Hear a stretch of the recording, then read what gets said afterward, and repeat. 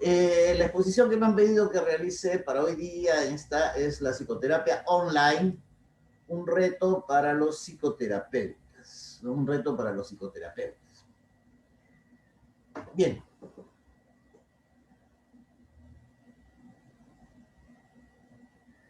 Bueno, ahora llamamos psicoterapia online porque tenemos la tecnología, pero ya se hablaba de psicoterapia a distancia desde las épocas de Sigmund Freud, quien trató a muchos pacientes utilizando las cartas. Hay toda una colección en las mismas obras completas de Freud, hay toda una serie de cartas, tanto cartas a nivel académico como también hizo una especie de terapia a través de cartas, como una cuestión anecdótica. Se sabe, por ejemplo, que Freud tenía ciertas manías, entre ellas, por ejemplo, nunca utilizó un teléfono, a pesar que tenía teléfono. Y él para todo escribía, para todo escribía.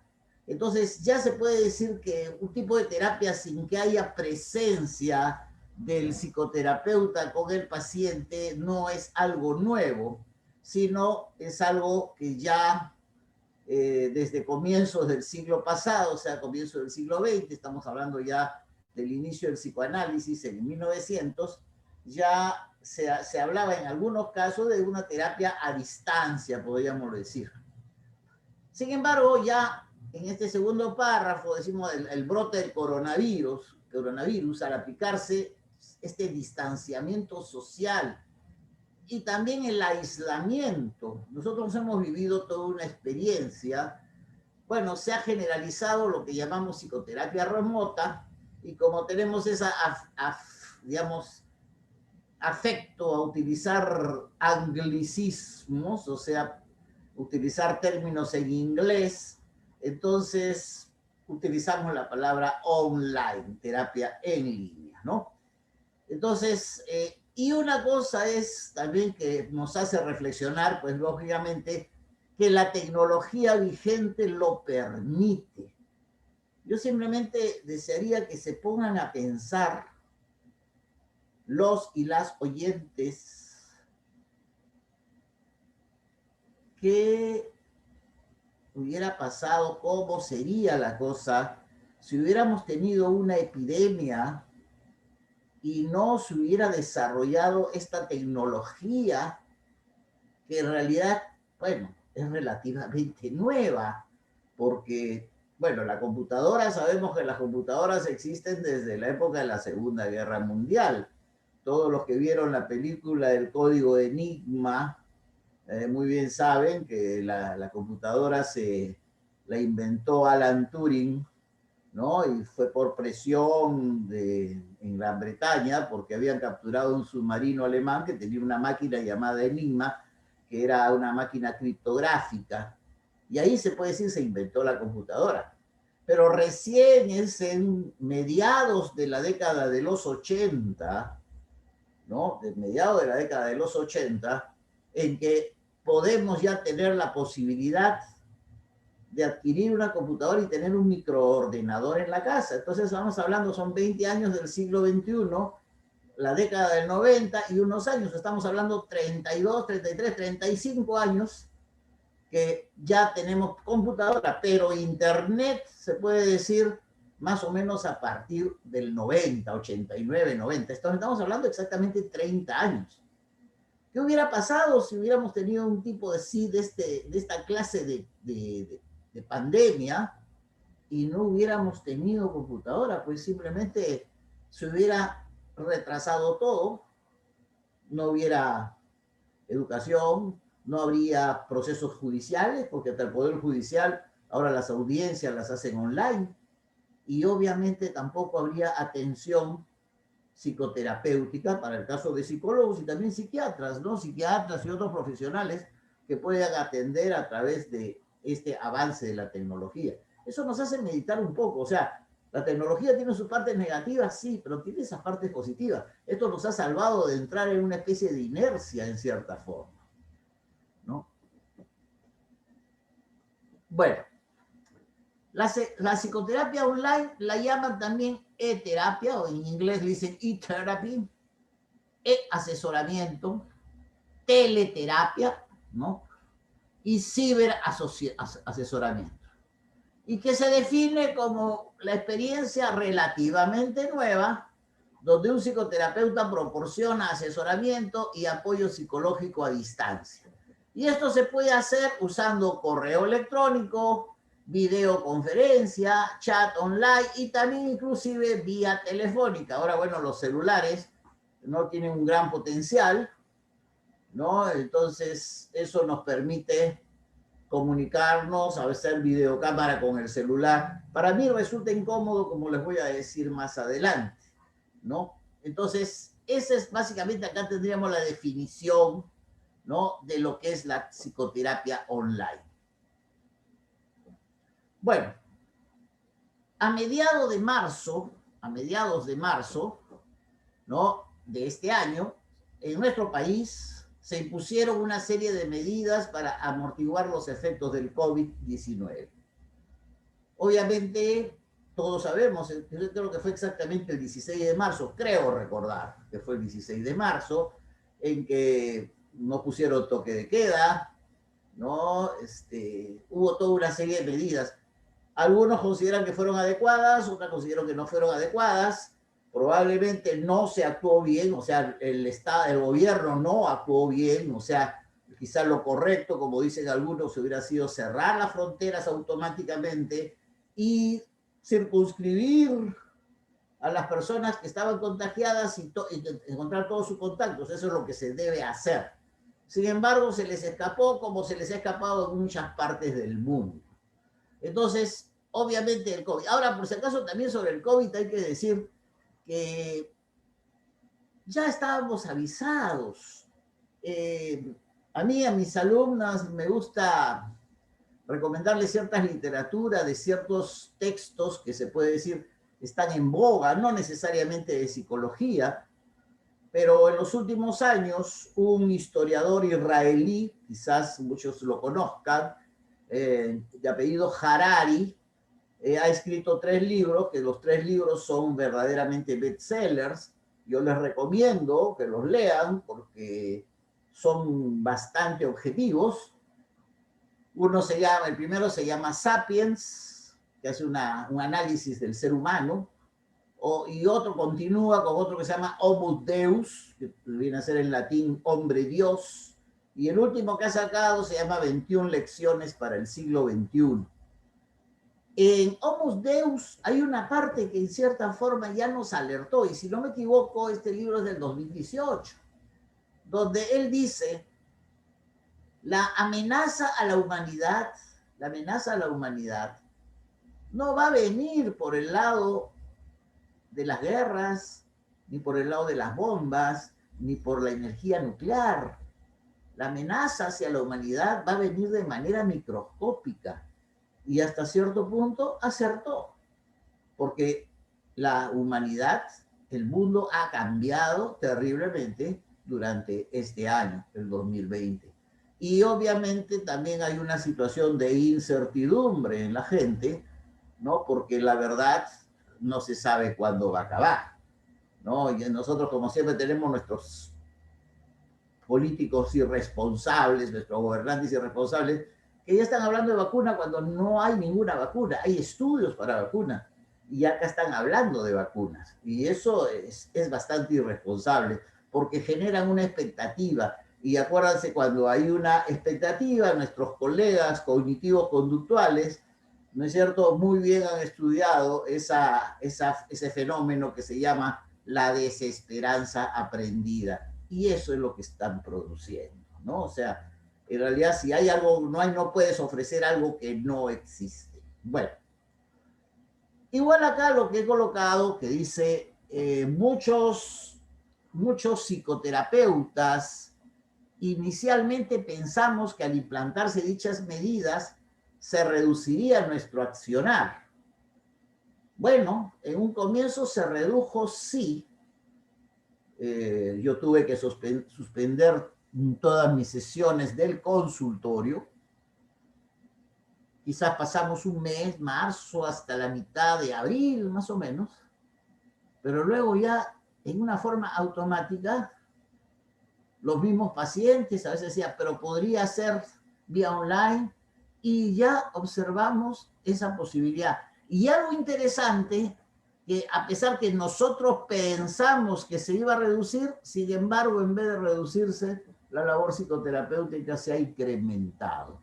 O sea, puedo decir que actualmente tengo más consultas offline, ¿no?, que cuando tenía consultas presenciales. Obviamente hay varios factores que influyen ahí. Vamos a hablar un poco de la situación, ¿no?, que se puede dar por esa misma, por el mismo hecho, por un lado por la pandemia, por otro lado por las personas. ¿Y qué cosa es lo que más observamos ahora, además de problemas cotidianos, ¿no?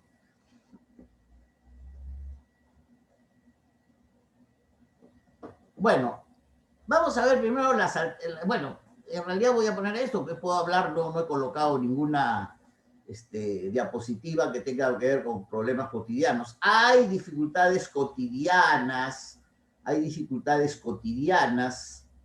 que se siguen presentando. Yo, por ejemplo, una de mis especialidades es trabajar parejas, y sigo trabajando parejas, y a pesar de ser online, ¿no? Pero trabajo con adolescentes, con adultos, lo que sí, yo no trabajo con niños, ¿no? Sin embargo, sé de colegas que trabajan con niños, también han incrementado y tienen sus propias dificultades, ¿no? Porque el niño es, por la misma inquietud que tiene, a veces se le hace difícil que esté pegado a una pantalla, se distrae fácilmente, etc. Bueno, las alteraciones más comunes por el efecto de la inmovilidad social inicial en la población figuraron principalmente esto.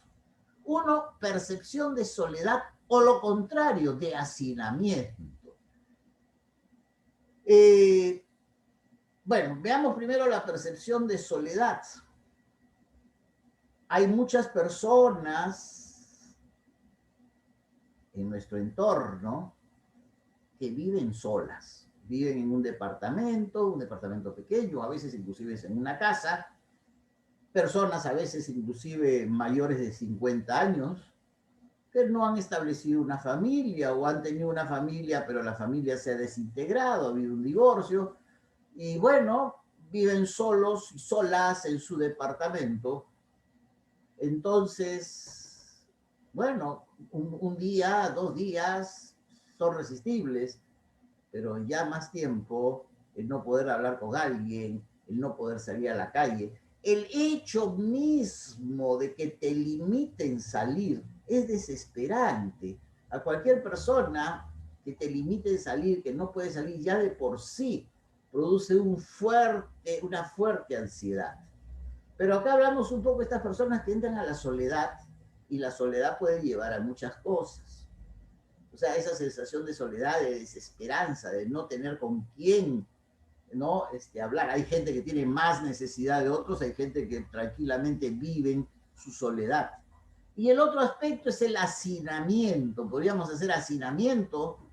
Bueno, en muchos sectores de nuestra sociedad el hacinamiento existe. Para aquellos que conocen aspectos demográficos, saben que la fórmula para calcular el hacinamiento, ¿no?, es número de personas que viven que habitan en una vivienda dividido entre el número de habitaciones que hay en la vivienda. Si el resultado de esa fórmula sale 3 o más de 3, ya se habla de que tenemos hacinamiento, ¿no? Ya se habla de que tenemos hacinamiento.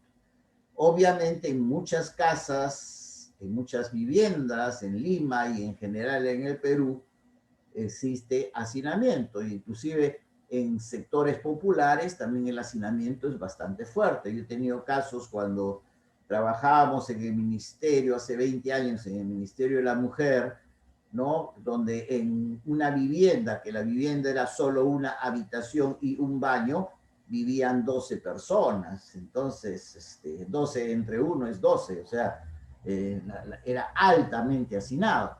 Ahora, si no hay esa situación de inmovilidad, la gente sale y entra, pero estar encerrado las 12 personas, imagínense, debe ser desesperante. Lo que eso también genera, ¿no? Eso también genera la agresividad, que se incrementa la agresividad. Y eso, por si acaso, no es una ley psicológica, es una ley biológica que fue demostrada por un biólogo hace muchos años, apellidado Monod, que también tiene un libro que se llama El azar y la necesidad, y el cual hizo una experiencia, ¿no? Colocando en dos jaulas del mismo tamaño, en una jaula puso 5 ratas y en la otra jaula puso 15 ratas.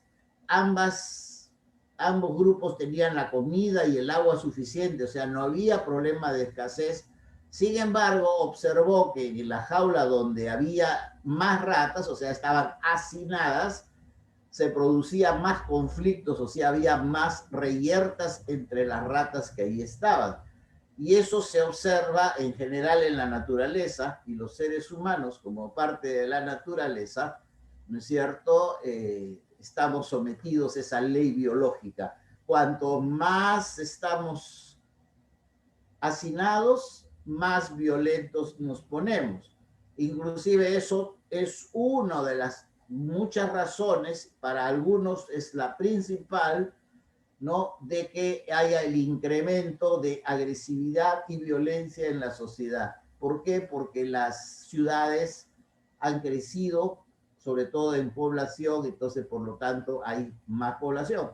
Entonces, ahora imagínense ustedes estar encerrados, ¿no? Verse las caras los mismos todos los días, entonces eso puede generar, ¿no? Y la falta de libertad genera violencia, agresividad. Entonces tenemos dos aspectos: percibirse solos, los que no tienen a nadie, y los que tienen a demasiados. También en ambos casos, ambos extremos, como sabemos siempre, los extremos siempre son negativos. Luego, la ansiedad y la angustia. Miren que yo separo ambas cosas. ¿Por qué? Porque cuando hablo de angustia, más quiero referirme a un aspecto más bien filosófico, la famosa angustia existencial, que es específica y propia del ser humano, no propia del ser humano. O sea, porque estudios y ya muchos autores, hasta autores antiguos, puedo citar, por ejemplo, a Erich Fromm, en el libro Ética y Psicoanálisis, por ejemplo, que es un libro que todo psicólogo debe leer, así no sea psicoanalista, pero donde Fromm dice: el ser humano, una de sus cosas es su conciencia de que existe, pero a la vez que tiene la conciencia de que existe, sabe que se va a morir. El ser humano es el único animal que es consciente de su propia muerte. Los animales no son conscientes de la muerte. Y esa conciencia de la muerte, ¿no es cierto? Obviamente, si todos pensamos en nuestras muertes, nos vamos a sentir angustiados. Una forma que la naturaleza, de manera inteligente, como es la naturaleza, ¿no es cierto? Según el avance en las neurociencias, han encontrado que, y eso lo encuentran en un libro de un autor que se llama Alper, que se titula Dios está en el cerebro, han encontrado que en la zona, en el lóbulo frontal y en la parte supraorbital, o sea, encima de las órbitas de los ojos, hay un par de núcleos que, gracias a esos núcleos que tenemos en el cerebro, en todas las culturas humanas y en todos los seres humanos, existe la creencia, se desarrolla la creencia de que tenemos un espíritu, de que tenemos un alma que nos va a sobrevivir.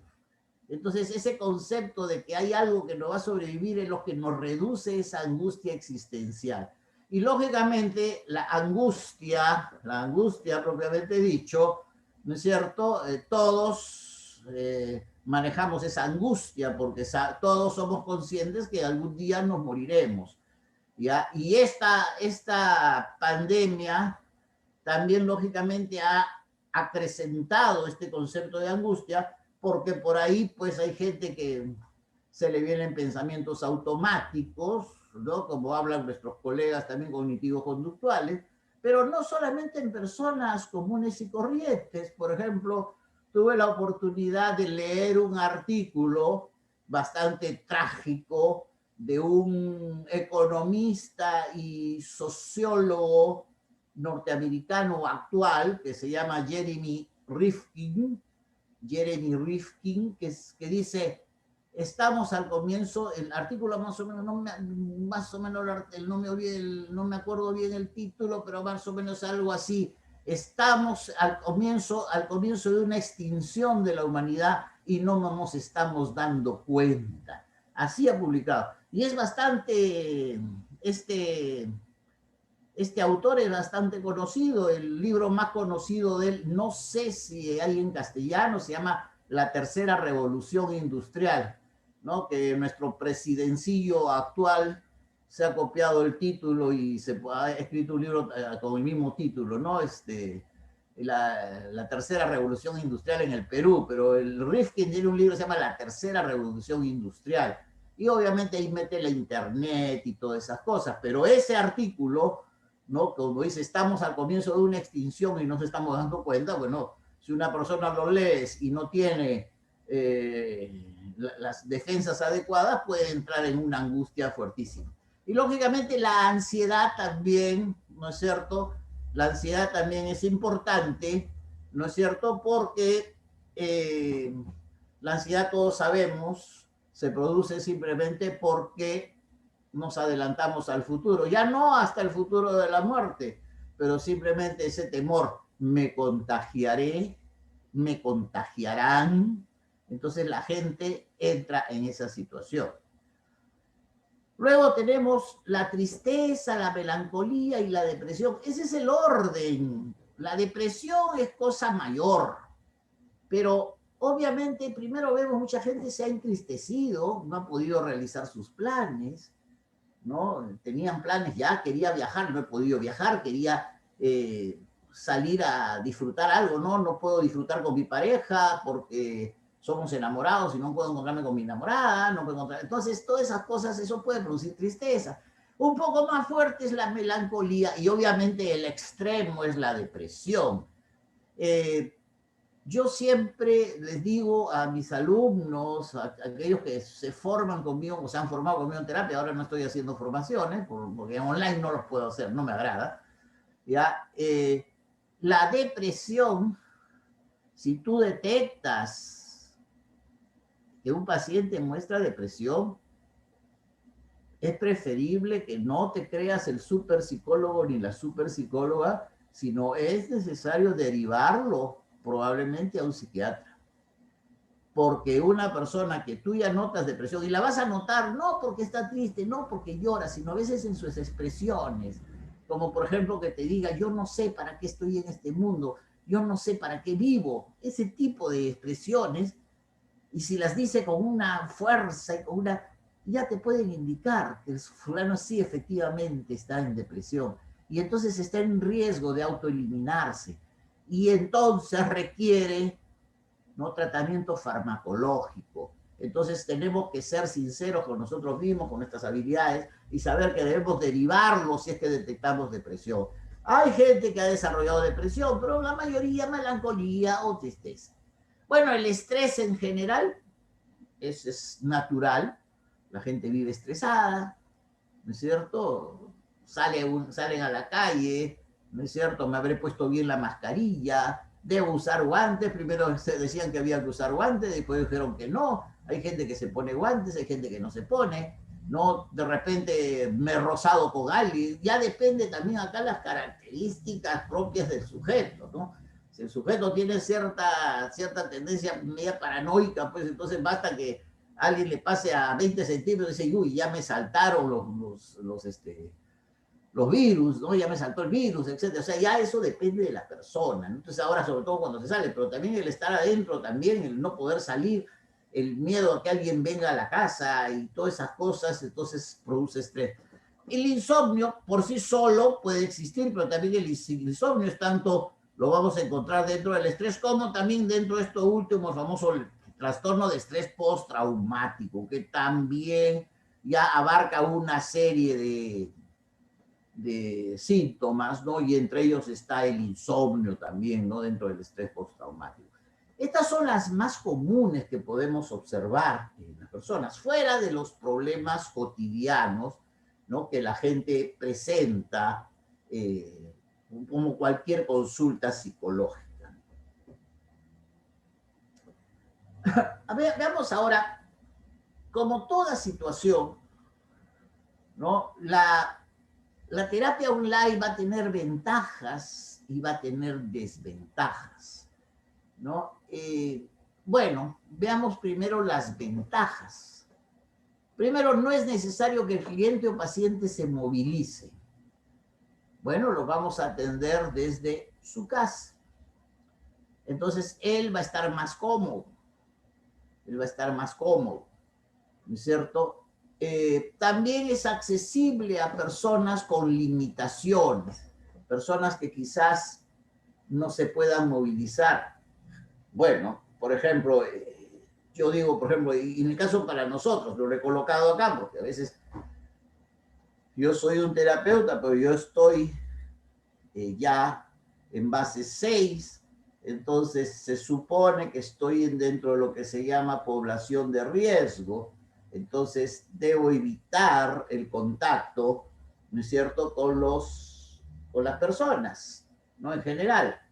Entonces es una medida. Igual sería para el paciente, evitar, así sea joven, quizás debe evitar ese contacto. Entonces, no es necesario que se movilice. Hay personas que tienen limitaciones, por ejemplo, que no puedan movilizarse. Bueno, ahora podemos hacer online. Antes no lo habíamos pensado, fíjense ustedes, no lo habíamos pensado, porque en algunas oportunidades a mí me pedían si podía ir a la casa del paciente. Y normalmente yo no hago eso. Hay una razón muy simple. Eh, cuando estábamos en situaciones normales, el consultorio del terapeuta es su territorio. Si el terapeuta va a la casa del paciente, el terapeuta no está en su territorio, es el territorio del paciente. Y puede haber determinados problemas, muchas interferencias a veces también, ¿no? Entonces, es preferible siempre que el paciente venga al consultorio. Bueno, a veces he tenido casos de ese sí, pero tienen miedo de salir a la calle. Pues que venga acompañado, ¿no? Que venga acompañada. O sea, no hay problema en ese caso. Y otra ventaja que tenemos acá es que hay más flexibilidad en los horarios. O sea, yo puedo atender, no es necesario que esté en el consultorio para atender, puedo atender de mi casa, porque tengo computadora ahí con cámara y todo lo demás. Tengo, bueno, no me agrada lo del celular, lo voy a decir después en la parte de las limitaciones, porque los celulares tienen ciertas limitaciones también, ¿no? En general. ¿Cuáles son las desventajas? Bueno, acá sí vamos a encontrar algunas más desventajas. Una, digamos, que algunos pacientes pueden sentirse preocupados por la confidencialidad o la privacidad.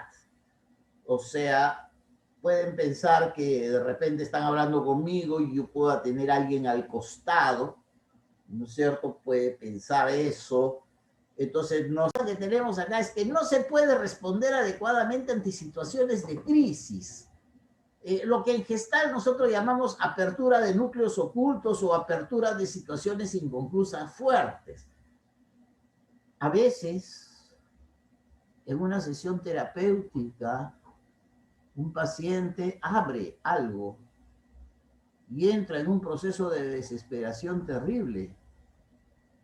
Y a veces también sabemos nosotros que una palmada, un abrazo, puede ayudar a calmar a una persona. Eso no lo podemos hacer online. Entonces, ahí estamos un poco limitados. Bueno, lo digo yo desde mi escuela, que es la Gestalt. La Gestalt de por sí, cuando Peirce crea la Gestalt, los que son gestálticos saben muy bien que inicialmente no iba a llamarse terapia de Gestalt. Él quiso poner terapia de contacto, más luego le cambió a terapia Gestalt. Entonces, a veces necesitamos o cogerle la mano al paciente a través de la, de la cámara web. No se puede hacer eso, ¿no? Eso es obvio. Entonces, ahí sí tenemos una limitación bastante fuerte, creo yo. Tampoco, digamos, no es muy adecuada para cuadros patológicos fuertes, como por ejemplo los trastornos paranoide de la personalidad, el trastorno límite de personalidad o el trastorno esquizotípico. Y eso que no hablo de, bueno, que no es nuestro campo, tenemos que ser sinceros, no es problema de la esquizofrenia, el trastorno bipolar, esos son, no, cosas del psiquiatra. Pero los trastornos de personalidad sí son campo de nosotros también. Entonces, normalmente estos tres trastornos, que dentro de todos los trastornos de personalidad son los más agudos, ¿no es cierto? A veces podríamos tener problemas para atender. Entonces, si uno diagnostica a la hora que hablas con la persona algo así, ¿no es cierto? Quizás debemos limitarnos e inhibirnos de continuar con la atención de esa persona por simplemente honestidad. Sabemos que no vamos a poder actuar perfectamente y adecuadamente, ¿no? Tenemos que ser conscientes de nuestros límites, ¿no? De lo que viene a ser las terapias, ¿no? Lamentablemente a veces, claro, a veces encontramos charlatanes que ellos son capaces de curar todo. Es falso, ¿no? Todo tiene un límite, todo tiene un límite. Otra cosa también se pierde, ¿no? Vemos acá, se pierde, ¿no? Información relevante, por ejemplo, en lo relacionado al lenguaje corporal, ¿no es cierto? Ustedes me están viendo, quizás algunos, pero me están viendo de más arriba de la cintura hacia arriba. No ven qué cosa hago con mis piernas, y si bajo las manos, no ven qué hago con mis manos. No ven si me muevo, me acomodo. Ese lenguaje corporal es muy importante, no solo en Gestalt, también en logoterapia, ¿no? También en terapia existencial, ¿no? En análisis transaccional, quizás también en algunas orientaciones cognitivas que no conozco mucho, soy sincero en ese sentido. Entonces, el observar, y eso lo hemos aprendido en la universidad, cuando llevamos el curso de técnicas de entrevista y observación, por eso se llama técnicas de entrevista y observación. Y observar al paciente es observarlo todo, de arriba a abajo, cualquier movimiento, cualquier situación. Y también, obviamente, a través de la pantalla se pierden una serie de datos. No es igual que tenerlo al frente. Entonces, se pierde esta información importante o relevante, ¿no? El lenguaje corporal nos indica muchas cosas, ¿ya? Y otra cosa también acá es una desventaja por parte del paciente, saber por parte del cliente o paciente sobre las competencias del terapeuta, sobre todo si nos contactan online, ¿no es cierto? Si nos contactan online simplemente porque por ahí mandamos una propaganda, mandamos algo sobre nosotros. Y ayer, por ejemplo, la charla que di ayer era sobre el intrusismo. ¿Cuántos intrusos hay? Entonces, a veces algunas personas pueden caer en manos de gente que no son psicoterapeutas, que no son psicólogos, que no son psiquiatras, ¿no? Entonces, pueden caer en manos de estafadores que simplemente le sacan su dinero, como que los hay bastantes. ¿Ya? Entonces, eso, por ejemplo, es también otra de las desventajas que encontramos dentro de esta terapia. Sin embargo, a pesar de estas desventajas, y quizás hubieran otras más que se me puedan haber escapado, así como quizás ventajas, bueno, como diríamos, es lo que hay. No podemos aún, aunque podría de repente, no sé, acá también depende pues cómo avance ahora el coronavirus. A mí me preocupa un poco porque viendo las noticias vemos que en Europa la segunda ola ha venido con fuerza, Italia, España, Francia, Alemania. Y acá no sabemos todavía. Tenía entendido que entre hoy y mañana vamos a ver el efecto de las marchas. Acuérdense que el coronavirus se demora en incubar 14 días. Las marchas empezaron el 14. Hoy estamos 28, son 14 días.